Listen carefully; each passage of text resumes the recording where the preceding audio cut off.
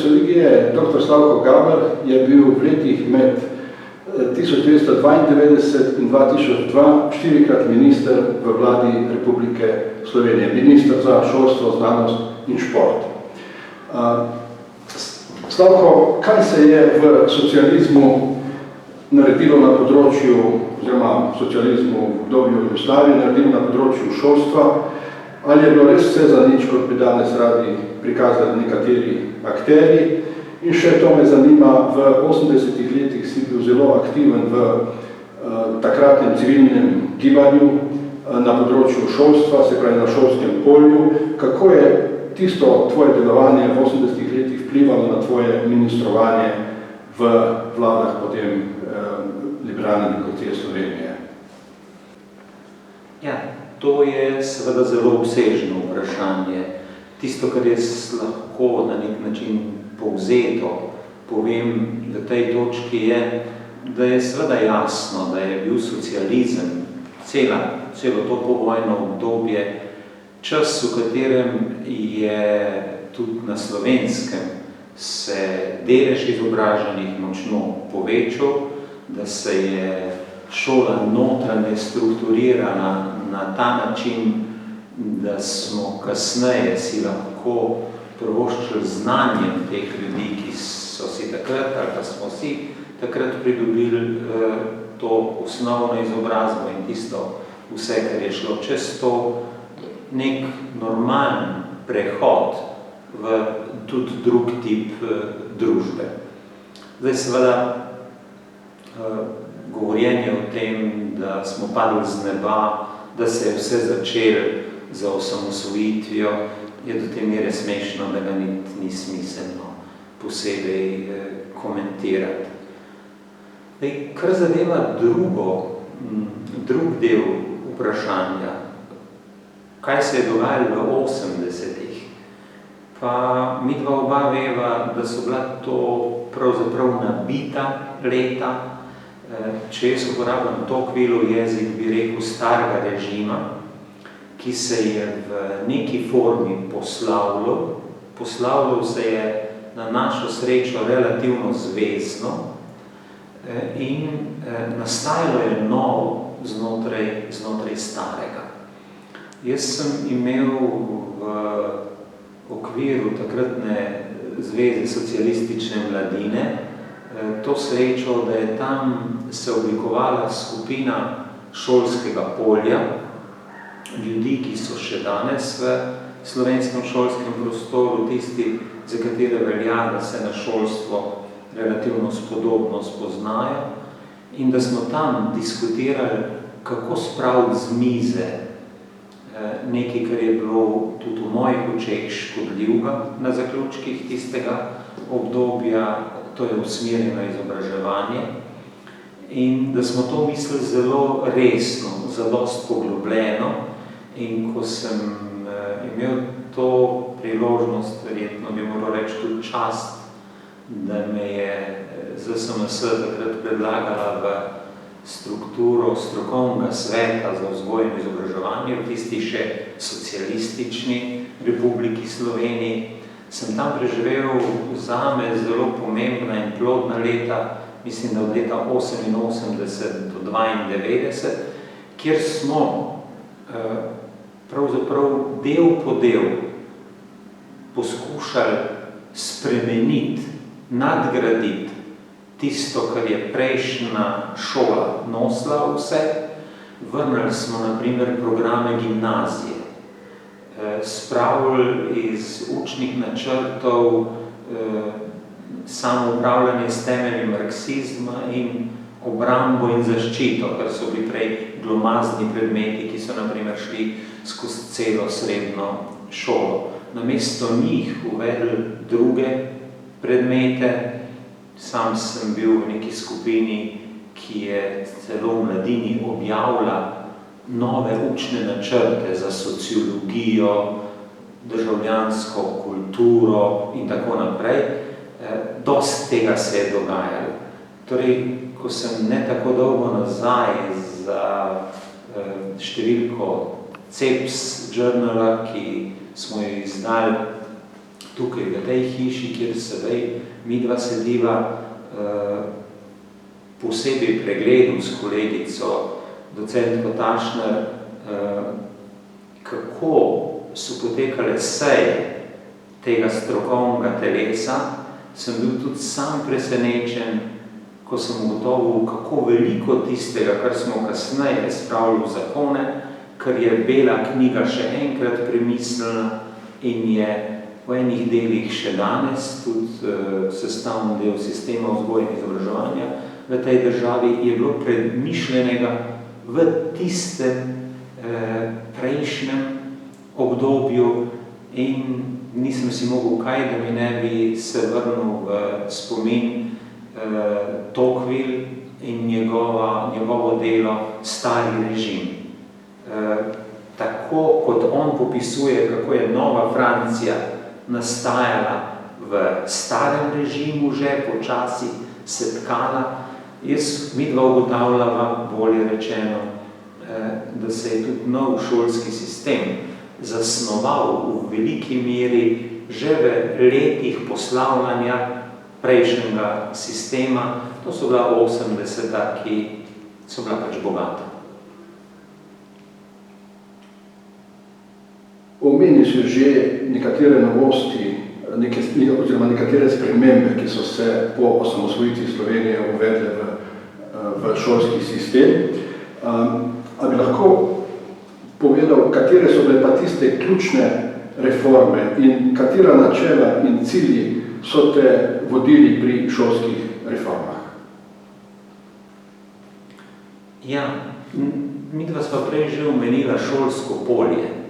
To je bila močna skupina relativno mladih intelektualcev tistega časa in z njo smo skupaj pravzaprav se prerivali s staro oblastjo, poskušali doseči novo.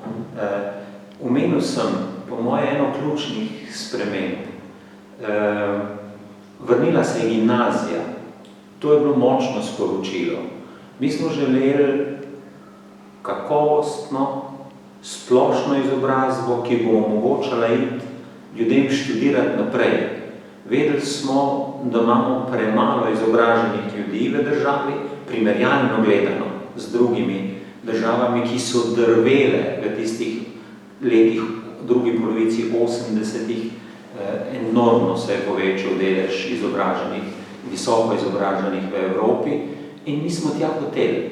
Naša ideja s samostojnostjo, tako jaz tudi danes razumem, konec koncev sedaj to pogledati na referendum, tisti največji referendum, je bila ne samo oditi iz Jugoslavije, ampak tudi vstopiti v te povezave mednarodne. Na istem referendumu smo o tem glasovali. Mi smo bili del tega. Brez znanja je bilo nam jasno in to je bilo eno temeljnih načel vsega, kar smo se šli. Tja nimamo po kaj hoditi. Mi tja ne moramo iti z rudami, ne vem kaj, nafto, ne vem čem pač že, ampak vedeli smo, da nas je tu približno 2 milijona in da moramo ves potencial izkoristiti. In seveda smo hkrati želeli, da bi bilo to znanje mednarodno primerljivo. In to je bilo tudi zapisano v Belo knjigo, v načela, to je v zakonih zapisano, ki so potem nastali. In vprašanje je bilo, kako se do tja pride, kako biti primerljiv z državami, s katerimi smo se hoteli tudi po življenjskem standardu primerjati. Da zato rabiš povečati znanje tujih jezikov, je bilo na primer na sebi jasno. In to je bilo tudi, to je šlo v Belo knjigo, kasneje v zakone, spremenili so se kurikuli, uvajal se je bolj zgodaj prvi tuji jezik, potem kasneje še drug tuji jezik. Slovenija se je odpirala, to je bila ena od osnovnih idej tudi nas, ki smo takrat bili pač relativno v drugih letih kot danes. In razlikovan naj bi bil ta šolski sistem. Omogočil naj bi vsakomur na nek način, da se glede na lastne sposobnosti in trud ob podpori države, družbe, pozicionira v tem svetu. Ne enoten sistem, ampak seveda tudi ne notranje razlikovan tako, da bi se neenakosti blazno povečevale. Nam je bilo jasno, da se bodo, šli smo v sistem, ki je tržno naravnan, ki je kapitalistična ekonomija in tako naprej. In šolo smo videli kot nekaj, kar bi naj omogočalo ljudem iz različnih družbenih okolij, ozadij, da svoje otroke spozicionirajo, pa tudi sebe, na kolikor je mogoče dober način, tako, da imajo šanse iti skozi življenje pokončno. Poklicno izobraževanje je bilo druga linija, ki smo jo posebej z obrtno zbornico, gospodarsko zbornico poudarjali. Odpiranje v mednarodne prostore, naslednja, in prej sem že omenil, želeli smo standarde, ki bi bili preverljivi v znanju. Naš pogled je bil, moj je še danes, da smo mi na Slovenskem nagnjeni k temu, da ali jokamo, kako nič ne znamo in nič nismo, ali pa mislimo, da smo najboljši na svetu. Ker je oboje lari-fari. Ja? In če hočeš to zmer, trabiš mednarodno se primerjati, šli smo na srečo. Marjan Šetinc je bil eden od tistih, ki nas je tja pripeljal že tam na prehodu iz prejšnjega sistema v tega. Dolga, mi smo prvič vključeni v mednarodno primerjalno raziskavo leta 1991. Ja? In potem smo se vključili še v PISO. Skratka, Teams, PISA, PIRLS so neke raziskave, ki ti povedo, kje si. In tam se je marsikaj tega pokazali, kar smo mi upoštevali kasneje, tudi ko smo nastavljali pa nov sistem v celoti. Prej sem omenil dele, ki so se spreminjali. Ampak naša ideja je bila ta, da mora biti polje vzgoje in izobraževanja premišljeno od predšolske vzgoje pa preko univerze do izobraževanja odraslih. Vse to smo poskušali na nek način sestaviti, zato je nastalo 6 zakonov, ki so leta, mislim, da 96, potem ko je bila 95 izdana bela knjiga o vzgoji in izobraževanju, v paketu bili v parlamentu.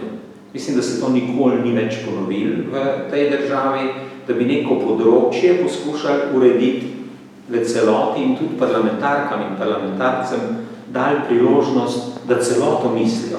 Ne, da malo tukaj, malo tam, da se stavljajo puzzle. Vsi sistemi morajo biti notranje koherentni in ko zdaj gledam, kako lomastijo po čem od tega, se mi zdi, da se niso pač ničesar naučili, ampak to je že neka druga zgodba. Dosti tega se je spreminjalo. Najdlje je bilo pripravljeno spreminjanje visokega šolstva. In to je bil prvi zakon, edin, ki smo ga sprejeli zunaj tega paketa.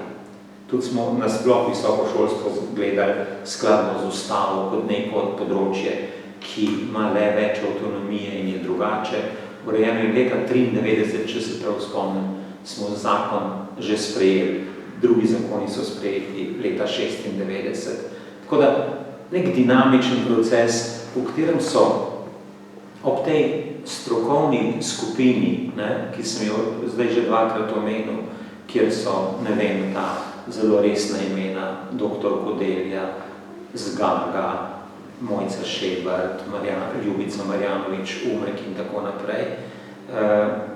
Prej sem omenil tudi kolego Šetinca, Šimenc je, sedaj moj kolega tu v tej hiši. Mi smo bili neko jedro neke skupine, ki se je prej s temi vprašanji, Mirjam Milharčič-Kladnik je še ena, skratka, zdaj se oprečujem vse, ki sem jih zdaj spustil. To je bila neka skupina, ki je resno delala na tem, hkrati pa je poskušala zbrati okrog sebe vse, kar je kaj vedlo v državi. Imeli smo velike praznine, naprimer, ko smo se odločili, da bi tudi zasebno šolstvo v tej državi dopustili, ga tudi podprli, ampak ob jasni zavesti, da je javni šolski sistem hrbtenica vsega skupaj, smo morali od A študirati, kaj in kako je to urejeno drugod, ker tu ni bilo znanja. Mi smo imeli ta problem, da je bilo primerjalno gledano premalo povezave navzven, in to je bilo treba nadoknaditi. Na srečo so prihajale mednarodne raziskave, mednarodne primerjave in v to vse smo se vključevali. Takrat je tudi bela knjiga Evropske unije nastala. Seveda, verjetno je retorično vprašanje, a smo gledali v njo, a smo tam ven kaj vzeli. Jasno, da smo, saj smo tja hoteli iti. Omenil si zasebne šole. Kakšno mesto naj bi imele te zasebne šole, ki so praviloma tudi neke alternativne šole, kakšno mesto naj bi v družbi imele te zasebno šolstvo? V tem smislu se še posebej zastavlja kontroverzno vprašanje o vlogi o zasebni šoli verskih skupnosti, posebej rimokatoliške cerkve. Kakšna naj bi bila tukaj status teh šol in posebej me zanima še, kako naj država sofinancira, če sploh verske šole, ki so pod ingerenco verskih skupnosti. Ja, eno od vprašanj, ki jih prejšnji sistem vsekakor ni urejal smiselno, je bilo vprašanje zasebnega šolstva. Mednarodni pakti sicer državi ne nalagajo, da naj bi financirala, celo sofinancirala, ni nujno, da naj bi zasebne šole, ji pa nalagajo in tista Jugoslavija, tista Slovenija ni počela tako, kot bi morala, da morajo imeti starši možnost šolati svoje otroke tudi v skladu s svojimi prepričanji. Ta prepričanja pa so lahko, kot mi dva oba veva, tudi drugačna od prevladujočih prepričanj v družbi. Ne vem, Montessori, De Crolli in tako naprej, Waldorfska šola. Vse to so po svetu uveljavljene alternativne šole, ki jih je država, ne samo te, tudi druge, dolžna dopustiti, da funkcionirajo. Mi smo to šli regulirati. Regulirali smo, kot sem prej že omenil, skladno s premisleki, ki so okrog po svetu, okrog nas, že bili. Tudi tu si nismo mi ničesar izmislili. Vse tja do tega, da ko smo to pregledovali, smo ugotovili, da večina držav sofinancira zasebne šole, smo se vrgli tudi v premislek o tem, kako jih sofinancirati. Zdelo se nam je takrat tudi po pogovorih, deloma tudi po pogajanjih z različnimi, Waldorfska šola je takrat bila tukaj na tapeti, da se jo ustanavlja in je bilo vprašanje, a jo bo država sofinancirala. Usporedno je začela katoliška cerkev, za začetek so želeli že obstoječe katoliške gimnazije vključiti v sistem in še so načrtovali širitev lastne mreže. Mi smo vse to vedeli, z vsemi temi smo se pogovarjali in ko smo gledali primerjalno, kakšno je sofinanciranje zasebnih šol okrog po Evropi, se nam je zdelo, da je seveda kar spodobna stopnja sofinanciranja. Mislim, da smo takrat se odločili dobesedno za to, kar je delala nemška dežela Berlin, ta konc, 85% sofinanciranje. Logika, ki je bila zadnja, je bila pa preprosta. Seveda, ta zasebna šola, ki dobi sofinanciranje, ki je teh 85% je izračunanih tako, da je to 85% sredstev, ki jih dobi na posamičnega otroka, dijaka, dijakinjo, javna šola v tej državi.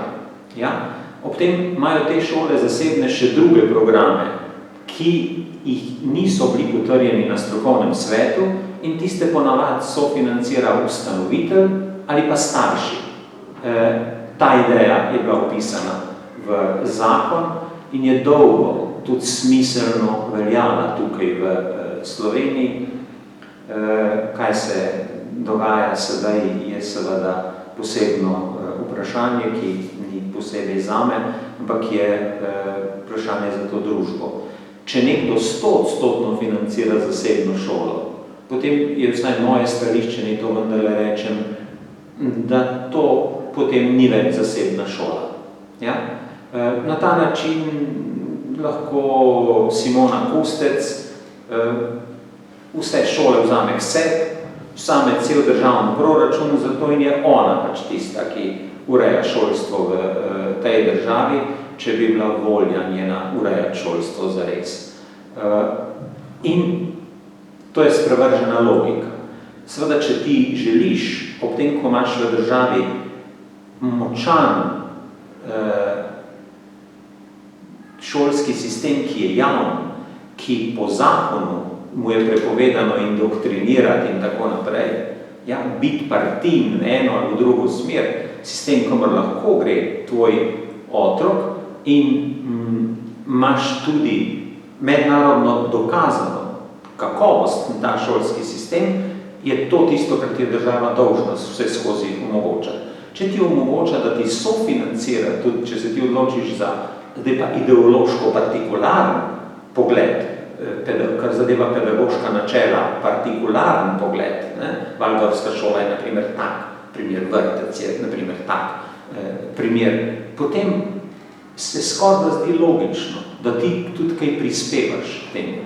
In ob tem, ko to delaš ti, tudi tvoj ustanovitelj, če to nisi ti, ampak je na primer rimokatoliška cerkev, lahko iz sredstev, s katerimi razpolaga, kaj prispeva. Je bila logika, ki je stala za tem. Torej, pravice staršev, da tudi v šolskem sistemu lahko pričakujejo, da če se potrudijo, to pomeni, če je zadost njih, da oblikujejo oddelek, je bil takrat naš kriterij, če so prostorski pogoji zagotovljeni in če je kader tak, da tak program odobri strokovni svet Republike Slovenije. Zakaj strokovni svet?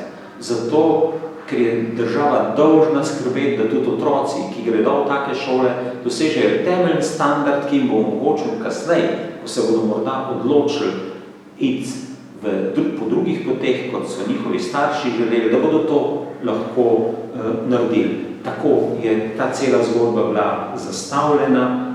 Jaz mislim, da takrat v resnih dogovorih z vsemi akterji in to, kar se dogaja kasneje, so izigravanja, pravzaprav tudi nefair, pogoltnost in še kaj drugega se da uporabiti za te vaje, ki so pa ideološke narave. Nekateri verjamejo, da je treba premešati to družbo, ji zamenjati razmislek in tako naprej. Mi nismo bili od teh, mi smo verjeli, da mora biti to odprta družba in da tu pač lahko družba pomaga, seveda tudi s finančno podporo razlikam, da tukaj so. Konec koncev, to je bila ideja, ti se, verjamem, da spomniš tistih 80 let, v katerih smo vse te stvari že mislili, vsaj na začetku, potem, ko je bilo pa to treba spraviti v zakone, nastaviti tako, da sistem deluje, je Hudič vzel šalo in na ministrstvu ni bilo nikdar prav posebej enostavno, tudi v vseh tistih letih, ko sem jaz bil tam, seveda tudi danes ni, ampak to je že druga zgodba. Ob teh zasebnih šolah, o katerih si ravnokar razlagal, je bila tudi velika tema poskus ali želja nekaterih, da bi v javno šolo vpeljali verouk. Kako je bilo s tem? Ker verjetno pri nekaterih ta želja še vedno obstoji. Ja, seveda nič verjetno ni to, kar je dejstvo. ta ideja, ki je v vseh državah, ki so zamenjale družbeno ureditev tam v 90-ih, bila na delu in v praktično skoraj da vseh so verouk tudi v taki ali drugačni obliki uvedli, tudi v javno šolski sistem, enako je bilo pri nas. To so želeli, to je bila najpomembnejša zahteva, tudi najštevilčnejše verske skupnosti tukaj v tej državi. Mi smo tukaj ravnali, kot je sedaj znano, na zelo preprost način.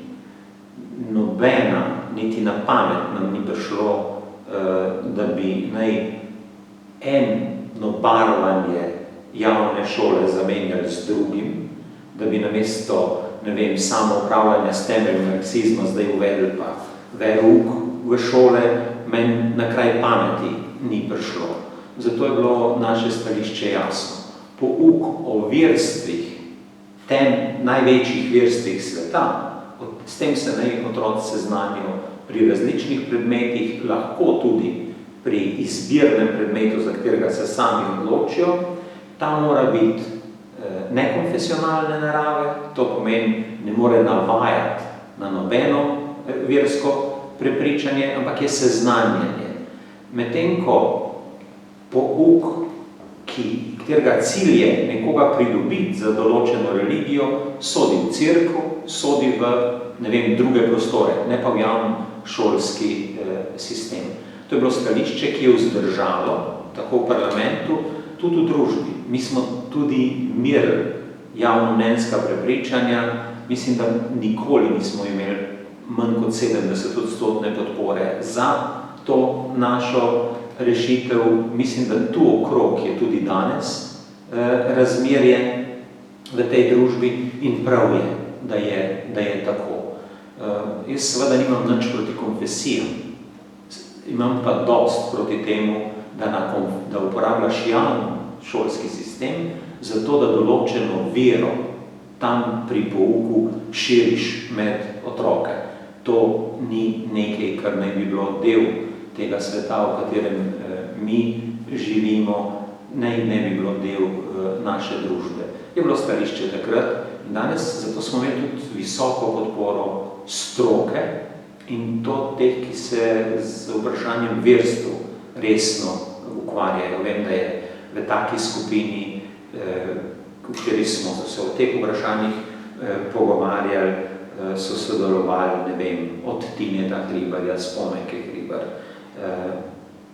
že omenjenega doktor Kerševana, Dragoša, Sreče Dragoša in tako naprej. Cel kup ljudi, doktor Kodelja je bil zelo natančen pri teh razpravah in jaz sem mu še danes hvaležen, da imamo v beli knjigi te stvari zelo jasno zastavljene in da smo tudi stvari uredili tako, kot je treba. Seveda tu naprej, na izvedbeni ravni, je zgodba šla v svojo smer.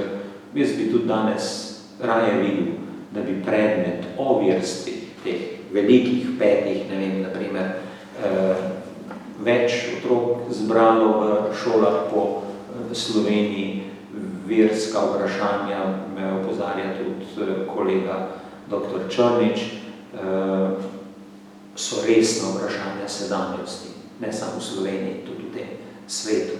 A bi jih bilo dobro reflektirano jemati v premislek tudi v populaciji, ki prihaja? Odgovor je pravzaprav vprašanje retorično. To bi bilo dobro imeti. Ampak ker je v cerkvenem vrhu prišlo po teh pogovorih do zamenjave struj in je tako imenovana trša linija dobila tam prevlado, so oni verjeli, da pouk o verstvih njim škoduje in zato ga okrog po Sloveniji črnili in dosegli to, da ga praktično ni. Ampak časi se niso ustavili o teh vprašanjih, se bomo še pogovarjali verjetno o teh družbah. Upam, da vsaj na tisti ravni, na kateri so pogovori potekali takrat s takratnim nadškofom in z linijo dr. Šuštarja se je dalo pogovarjati smiselno, premišljeno in takrat sta in posvetna oblast in cerkvene strukture so imeli nek dialog, ki je v mojih očeh bil produktiven. Vsak je vedel država, kaj je njena skrb in verske skupnosti, kaj je njihova skrb. Na ravni Johna Locke, tam iz 17. stoletja, smo se pogovarjali, bilo je seveda smiselno. Kako je pa v tvojem obdobju potekalo sestavljanje kurikularnega sveta? Kaj je takrat pomenila pluralnost v tvojem obdobju? Ja, Božo, to je tisto obdobje jemljem kot naše obdobje, zelo široko. To je bil nek čas, v katerem je Slovenija dihala, v katerem smo res verjeli, da je pluralnost nekaj, kar ni, ne vem, fraza, ampak je nekaj, kar je vezano še na nek drug koncept, strokovnost. Ko smo mi seveda zamikali šolski sistem na ravni zakonodaje, je bilo jasno, da se mora vzporedno spremeniti tudi vsebina šol. Drug čas je takrat prihajal, bil pravzaprav že tukaj na teh prostorih in bilo je pametno, kot je daleč pred nami pogrunto Emil Durkheim, seveda tudi šolo prilagoditi temu, kar se v družbi dogaja. Imeli smo počasi čedalje več strokovnjaki za določena področja in zato je strokovni svet bil sestavljen tako, da so v njem bile zastopane vse ključne linije strokovne v slovenskem znanstvenem polju. Ne vem, ne moreš imeti strokovnega sveta te vrste brez zgodovinarja, brez slovenista, brez nekoga, ki matematiko pokriva, te ključne discipline. In seveda noter so bili ljudje različnih prepričanj, tudi svetovnih nazorov. A se je ki izkril, ko so diskutirali, mislim, da jih je bilo 27, ali kolikor pa že, 26, 27 v takem svetu, ja, odgovor je da. A se ne zdelo to normalno? Ja. Jaz sem celo, ker so tam bili prepiri, ko je bilo treba na koncu zapreti kurikule za osnovno šolo, za gimnazije in tako naprej, ja, je in poklicno vse ta kurikularni svet nacionalni je imel pregled nad vsemi področji, odrasli, predšolska vzgoja, celotno to strukturo. Potem so pa bile posebne komisije, ki so delale vsaka za svoje področje. Naprimer, tisti za poklicno so bili seveda predstavniki zbornic noter, kar je najbolj logično. Niso tisti, ki so delali za osnovno šolo, delali tudi za vrtce in tako naprej, ampak ta pluralnost strokovna je tam bila ključ. In ko se niso mogli sporazumeti, naprimer okrog predmetnika osnovne šole, je bil prepir tako vroč, da sem se odločil predlagati parlamentu, da za eno leto odloži začetek v poskusnega uvajanja novega sistema 9-letne osnovne šole. Tako daleč je šlo. Ampak ta odložitev kaže, da smo zares jemali avtonomijo strok. Tam je bilo potrebno jim dati čas, da so se domenili. Pol leta po tej odmaknitvi je tak dogovor bil dosežen. A je najboljši, ni namen, da soden, da ni perfekten, to že znam razumeti. Jaz v nič perfektnega tudi ne verjamem, družbeni podsistemi so pravzaprav neko pogajanje, ki je v teku vse skozi. Politika je tam zato, da omogoča prostor, da se ti dogovori sklenejo. Ja, in kaj več tega bi si jaz želel tudi danes, po eni strani več stroke, po drugi strani zavedanja, da si odgovoren za to, da se prostori organizirajo tako, da te stroke lahko dosežejo dogovor in seveda na koncu moraš ti prevzeti odgovornost za to, kar je sprejeto, ker ne glede na to, kdo je to dejansko skupaj sestavil. Ja? Če si na takem mestu, kot sem jaz takrat bil, je to pač pade po tebi. V dobrem in še pogosteje v slabem. Mi smo imeli ta prerivanja okrog celonočna pregovarjanja o tem, kako naj bo tak svet sestavljen tudi na vladi. Seveda, to je bilo treba vzdržati. Ampak, kot pravi eden od mojih dobrih kolegov, če ti je vroče, ja, in ne maraš vročine, ne hodi v kuhno. To velja za tiste, ki hodijo v vlado. Tja se ne gre kazati in ne vem kaj pa že biti, ali pa zaslužiti, ali pa ne vem kaj pa že. Ampak tja je treba iti oddelati, če se ti to ne počne, počni kaj drugo v življenju. Med očitki reformam je eden od očitkov tudi ta, da se je pri reformi osnovnega in srednjega šolstva uvedla prevelika tekmovalnost. Koliko so ti očitki upravičeni? Jaz sam bi tukaj ločil več stvari. Eno je seveda dejstvo, da je tekmovalnost sestavni del tipa ekonomije, za katero smo se mi odločili. Ti se ne moreš odločiti za tržno ekonomijo, ja? Pa hkrati misliti, da tekmovalnosti ne bo. A smo pri tem šli predaleč, mi in cel zahodni svet, je retorično vprašanje. Tudi moje mnenje je, da smo predaleč šli v tem. In to gre tako daleč, da sem sam prepričan, da bomo, tako kot pravijo Wallerstein in njegovi kolegi, v kakih 30 letih morali znati najti nek nov tip ekonomiziranja, hibridnega, upam da, kjer ne bo šlo več samo za vprašanje kapitala, dobička in podobno. Sicer pa, kar zadeva šolo, je tako. Moja ocena danes je, da več od otrok pričakujejo starši kot šolski sistem. In ko smo že takrat gledali, kam vse jih niso pošiljali ob pouku, so neko sondažo smo delali, ki je pokazala, da otroci zjutraj preden pridejo v šolo, so že bili v glasbeni šoli, na baletu in ne vem kje, popoldne so potem šli še na en tuj jezik, ob tistem, kar so v šoli že naredili, imeli še kup drugih aktivnosti, vse to so bili porinjeni.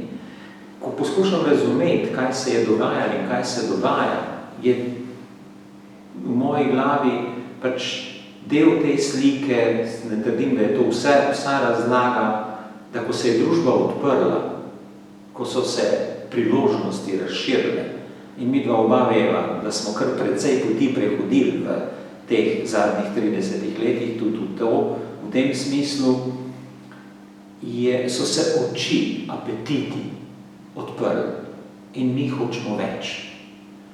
Vzporedno pa to zahteva veliko naših življenj, tako naših, kot v družbi kot celote, časa.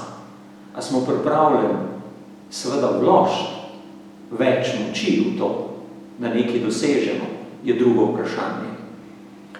In dostikrat trčita ti dve ideji. Mi bi živeli bolje, bili bi med najboljšimi na svetu, vložili bi pa koliko? Finančno, časovno, truda in tako naprej. To je dilema, ki je del dileme, ki jo živimo tudi v šolskem sistemu. Mi bi bili med najboljšimi državami po uspehih učnih na svetu. A smo pripravljeni toliko ur preživeti v šoli? A smo pripravljeni finančno in sicer zagotoviti pogoje za to? So bila vprašanja tistega časa in so tudi ta. A je šola tudi tekmovalna? Je. A je preveč? Ja, so točke, v katerih je. Ja? A je s tem treba upravljati tako kot z drugimi vprašanji, z drugimi dilemami, izzivi časa? Je vprašanje, ki ima odgovor že zapisan. Mi se moramo znati s temi vprašanji spoprijemati in seveda nič ni slabšega, kot je pretirano popustljiva šola. To, da imamo mi danes previsoke ocene, glede na znanje, ki ga zares dosegamo v šoli, bratci čivkajo. Ne more biti povprečna ocena tako visoka, kot je. A je dobro, da se ob njej pojavlja ogledalo zunanjega preverjanja, kjer se pokaže, kako pa nekdo to zmeri od zunaj, ki ne ve, da je to, ne vem, Božo, Slavko, ne vem, Ana, je nekaj, kar ta sistem potrebuje. Prav v tej obliki, kot je sedaj nastavljeno, seveda ne nujno. Ampak o tem se je treba resno pogovarjati in obojega se je treba zavedati. Če hočeš, bi rekel Pogačar, zmagovati, ja, zmaguješ ne tako, da sediš na kavču. Ja? A to stane enormno napora, ali to treba vlagati? Vse to niso resno vprašanje. Reprezentanco, ki je bila zdaj druga na Evropskem prvenstvu v odbojki, pejte vprašati, koliko vložijo v to. Pak mi bi radi bili to, kar so ti, ki jih omenjam, praktično povsod. A se to samo zgodi, pa verjetno ni resno vprašanje.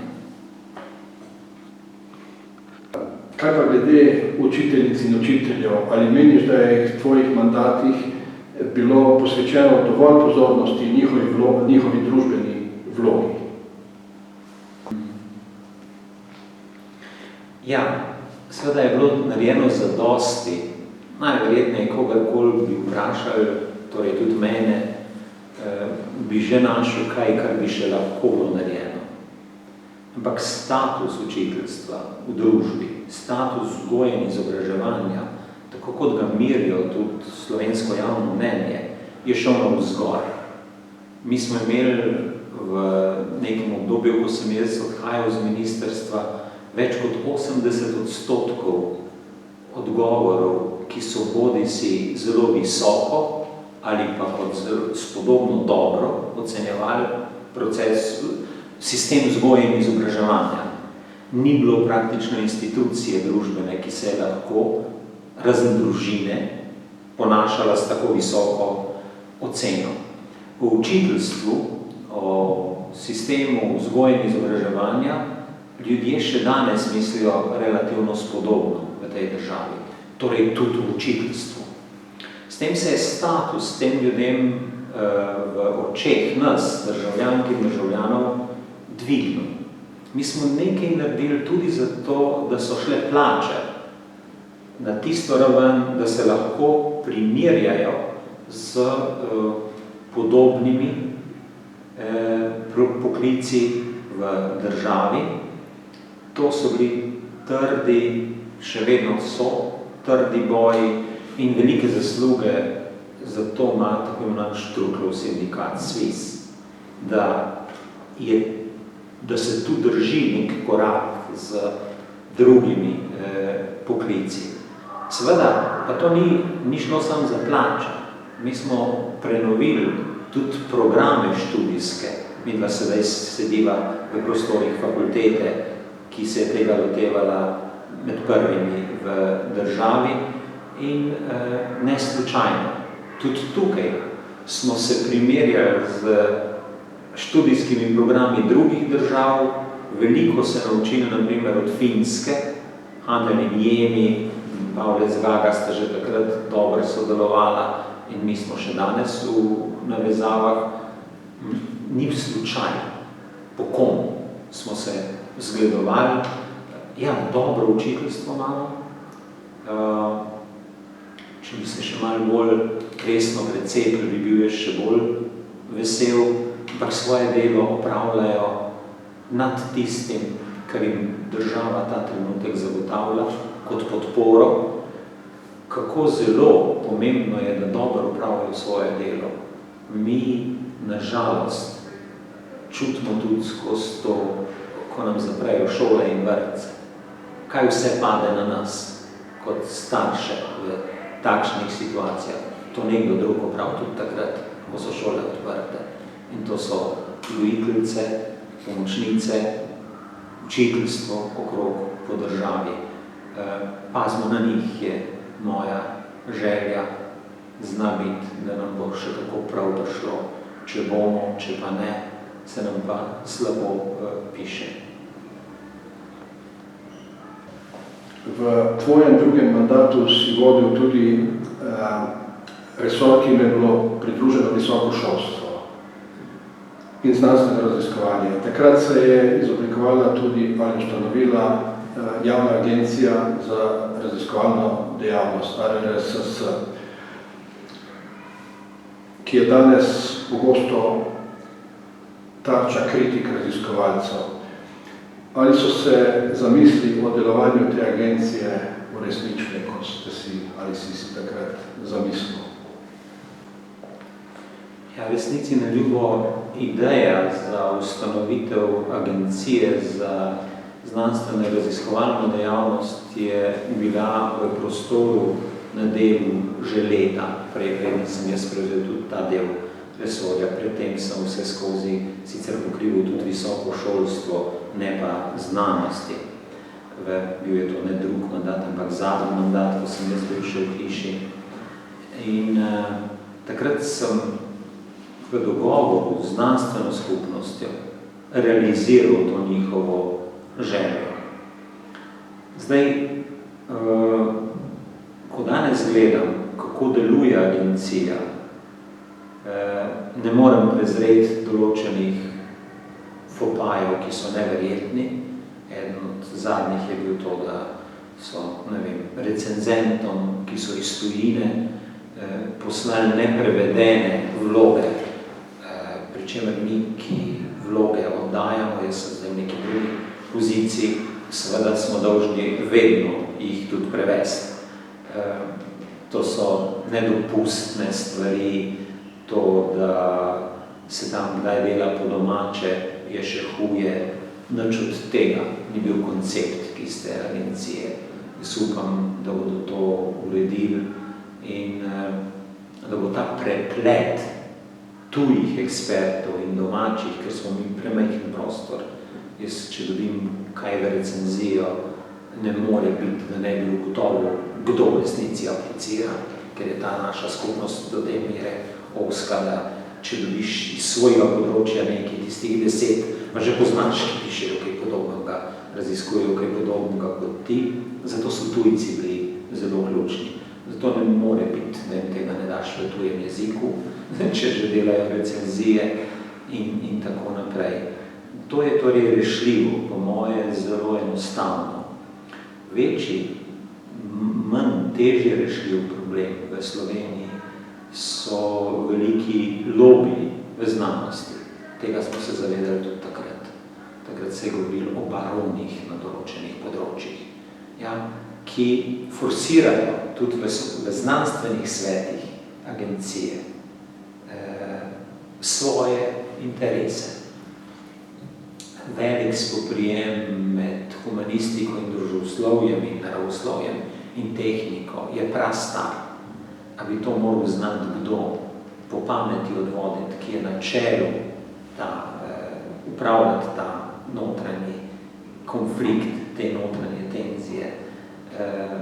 V tej skupnosti sami je prav tako še eno od retoričnih vprašanj, ki jih je veliko. Močne ljudi rabiš tam, pokončne, ki ne glede na to, a pride iz Maribora ali iz Ljubljane, ker je zdaj ena od glavnih tem, kdo je naš, kdo ni naš. Mora biti nad tem. Ni pomembno, odkot je. Pomembno je, da je zadost močan, zadost predan tistim, kamor je prišel opravljati delo, da se dvigne nad te lobistične zgodbe, to nas zna peljati naprej. Drugač pa jaz bi ponovil to povečano avtonomijo znanosti. Agencija je še eden od primerov tega, kako je oblast v nekem trenutku bila sposobna se iz rok odvzeti. To je bilo namreč prej del ministrstva. Ko smo mi izločili denar, ga predali v upravljanje agenciji, smo izločili tudi en pomemben del ljudi, ki so se prestavili in zaposlili nekaj drugih, ki so tvorili. Zdaj profesionalno ekipo jo tvorijo tudi danes, verjetno že z velikimi menjavami od takrat naprej, ker čas pač teče. Tam se je vzpostavil aparat, ki ni več neposredno podložen nobenemu ministru, nobeni ministrci. To je smiselna ureditev. Seveda mora biti delujoča, mora biti profesionalna in vse, kar sem že poskušal reči na to temo, bi lahko bilo bolje, kot je. Verjamem, da je že jasno, da ja. Kaj je bilo pa z reformo univerze oziroma visokega šolstva? Kaj se je zgodilo na tem področju? Ja, dosti. Tako kot na drugih področjih, posebej na srednješolskem, kjer smo povečali delež tistih, ki so šli v srednje šole, praktično skoraj na celotno populacijo, potem nismo nič posebnega, tako zgleda cela zahodna in severna Evropa. Smo tudi na področju visokega šolstva dodatno omogočili skupaj z razvojem višjega šolstva vpis velikega dela generacij naprej. Namenoma smo ločili višje šole, ki hitreje pridejo do poklica, katerih diplomanti opravljajo ta upravne dele poslov na različnih področjih od visokega šolstva, ker je sicer bil pritisk na visoko šolstvo tako velik, da tega ni bilo mogoče akomodirati. Mi smo praktično podvojili število tistih, ki so študirali v tej državi. In postopoma se približali temu, kar dela Zahodna Evropa že desetletja. In tu smo poskušali nadoknaditi to, kar smo zamudili z usmerjenim izobraževanjem, kjer smo izgubili v času usmerjenega izobraževanja, eni preračuni so pokazali okrog 200,000 ljudi, ki bi morali imeti višjo izobrazbo od tiste, ki jo imajo. In tu nekje najna generacija je tista, ki je podizobražena. Ti mlajši so šli kar to zadeva navzgor. To je zahtevalo enormna sredstva tudi, ki so morala biti namenjena za visoko šolstvo, vse od investicij v prostore, namreč čez, naprimer, ekonomska fakulteta je pokala po šivih, ja? FDV in tako naprej. V Mariboru smo fakulteto za računalništvo in ta del odprl, biotehniška stroka se je širila, to je na ljubljanskem koncu se vse zgodilo in tako naprej. Ta populacija je hotela biti bolj izobražena. Ne samo mladi, tudi tisti, ki so prej dokončali srednjo šolo ali pa jo niso povsem dokončali, so se že vpisali v kakšne višje šole, pa jih niso dokončali. So nekje v 90-ih začutili to idejo, da je vendarle treba za več znanja se spraviti na delovna mesta, na katerih so želeli biti. Vse to se je tukaj dogajalo. Seveda je to bilo področje, ki je imelo več avtonomije kot osnovna šola, srednja šola in vrtci. Ustava pravi, da je univerza avtonomna. Programe mi sprejemamo sami, v to se nima pravico vmešavati nobeno ministrstvo in tako je tudi bilo. Doktor Zgaga je bil tak, ki je kot državni sekretar vodil vsa ta leta to področje. Po moji presoji, glede na zahtevnost področja, uspešno, seveda pa tudi to področje ni bilo tako kot nobeno drugo znotraj podsistema urejeno perfektno in tudi danes ni. Deloma smo zato krivi mi, ki smo bili v upravnih strukturah, deloma pa seveda tudi področje samo, ki je notranje interesno nabito z različnimi interesi. Ne vem, ti si verjetno predstavljaš, da ko spraviš na kup tule na nekem pogovoru 50 doktoric in doktorjev znanosti, je že malo hudo priti do skupnega in enega stališča, kaj šele do tega, da se odločimo, da ta program pa je v redu, pa da hkrati rečemo nekomu, to pa ni v redu. To je logika tega polja in pestra je, jaz sem zato, da taka tudi ostane. Spomnim se žive razprave z dr. Drnovškom na to temo, kjer se je njemu zdelo, da malo počas teče prenova visokega šolstva in mi je to dal tudi vedeti. Mi je rekel, ko sem jaz razložil, da je to avtonomija in da bomo tako tudi naprej ravnali, mi je rekel, v redu, razumem, kaj mi praviš. Ampak se veš, ko ti daješ veliko prostora, si v mojih očeh ti odgovorno za vse, kar se tam zgodi narobe. Jaz sem rekel, razumem, gospod predsednik. Tako je to pač izgledalo, kar je kar zadeva visoko šolstvo. Zanimivo je bilo morda še to, da smo na začetku se zelo počasi odpirali navzven, ko je dr. Zgaga prišel s predlogom, da namenimo posebna sredstva za gostujoče profesorje. In smo komaj spravljali skupaj ta denar, ker denarja je vedno manjkal. Ja.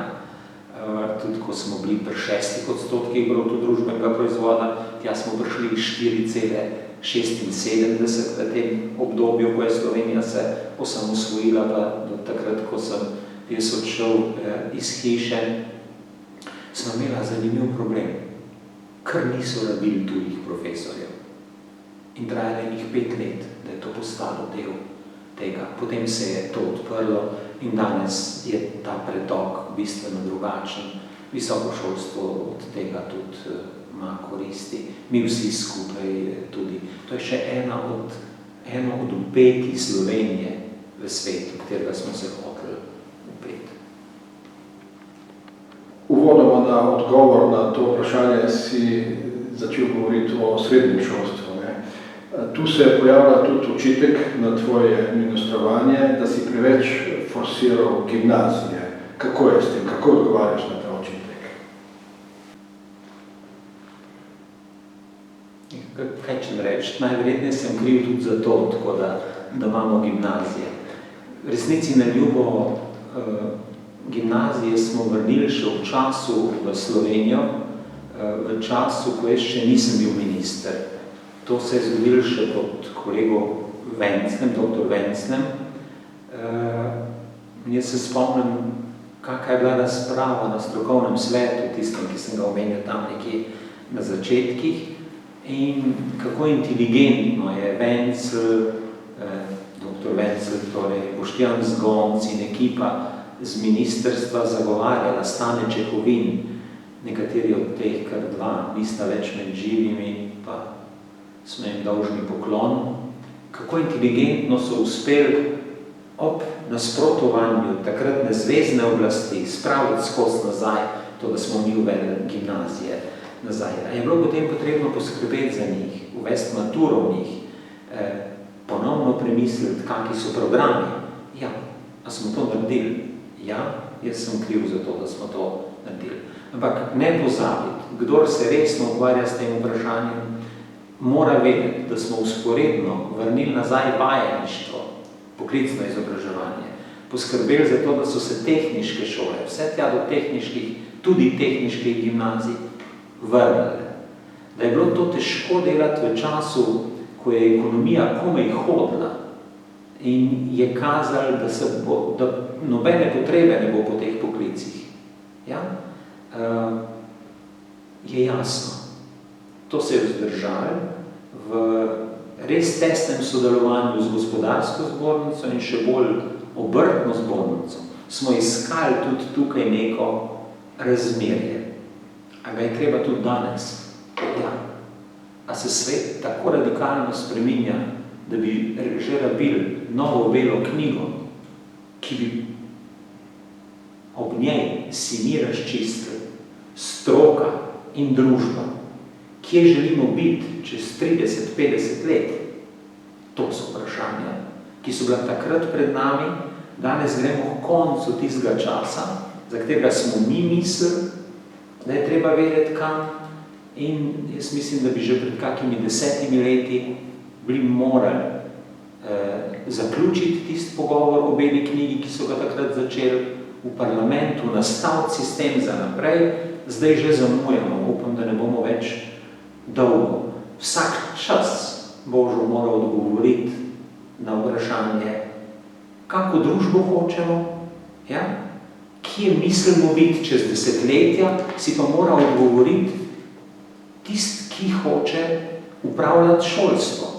Ker to, kar danes nastavljamo, naprimer za vrtec, za osnovno šolo, srednjo, fakulteto, to bodo ljudje živeli čez 40-50 let. Ja? In to je razprava, ki je manjka. Danes v tej državi pa imamo stroke. Jaz sem to že rekel večjim od tistih, ki so za mano bili na ministrstvu ali pa so, več kot smo imeli takrat, ko je nastajala prva, za zdaj, nažalost, edina resno premišljena bela knjiga in premišljena tudi z idejo, da bomo to spravljali v življenje.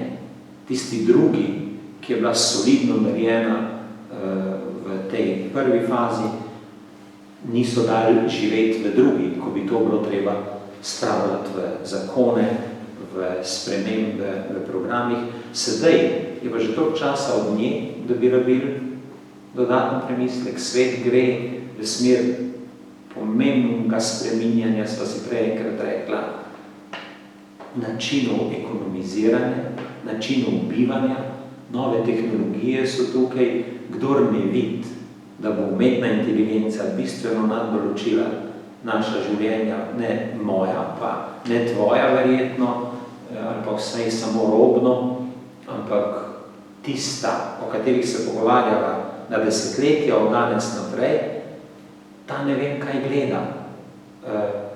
To je treba imeti v mislih, tja gremo in upam, da se zbere stroka naša, mednarodna, s katero imamo več stikov, kot smo jih imeli, in spraviti to pamet skupaj in iti naprej. Sam sem prisostvoval na sestanku nekega odbora za šolstvo, nekoč v parlamentu, kjer je bilo večkrat izrečeno, da se bo financiralo strani nekaterih, samo tiste programe v šolstvu, ki imajo potem neposredni učinek v industriji, proizvodnji. Tu se mi zelo debelo sem to gledal, zastavlja se mi vprašanje, ali mi živimo v nekem vakuumu v tej družbi, a ne rabimo tudi neko kulturo in umetnost. Ljudje morajo biti nekje, rabijo tudi neko duhovno hrano, kulturo in umetnost. Zato se mi s tem zastavlja tudi vprašanje, ker veliko upov se polaga v znanje. Ampak ali niso ti upi malo vseeno pretirani, kajti mi marsikaj vemo, pa vseeno ravnamo drugače. Mi vemo, da kajenje škodi, pa vseeno kadimo, ali pa onesnažujemo okolje, pa vemo, da onesnaževanje škoduje, uničuje ta planet, ampak vseeno se to nadaljuje. Torej, tu se zastavlja vprašanje, ali rabimo še nekaj več, rabimo neko kulturo, neko doživljanje, da bomo to laže oziroma sprejeli. Če nekaj doživiš, recimo neko onesnaževanje, boš verjetno drugače gledal na to stvar, kot pa če samo veš, da to škodi.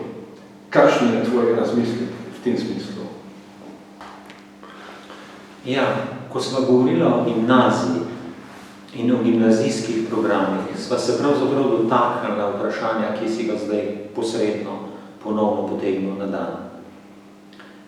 Ideja, da je treba podpirati samo tiste programe, izobraževati samo za tisto, kar potrebuje združeno delo, je bila ideja zadaj za usmerjenim izobraževanjem. Hudič je vzel združeno delo in državo, ki je to propagirala. Zakaj? Ker je bila ideja zožiti edukacijo, zožiti vzgoje in izobraževanje samo na instrumentalni del. In to še pri instrumentalnem delu samo na tisti del, ki ga lahko uporabiš točno v točno določeni fabriki, točno takrat. Ja? Svet ne funkcionira tako. Je sestavljen na srečo našo, življenja so sestavljena iz nečesa, kar je bistveno širše. Zato, da bi ta svet lahko mislil, čutil, prakticiral, živel, mi potrebujemo seveda po eni strani splošna znanja, ja? In tista, ki jih nikdar ne moreš na kruh namazati neposredno, ti pa pomagajo iti skozi življenje. Ja?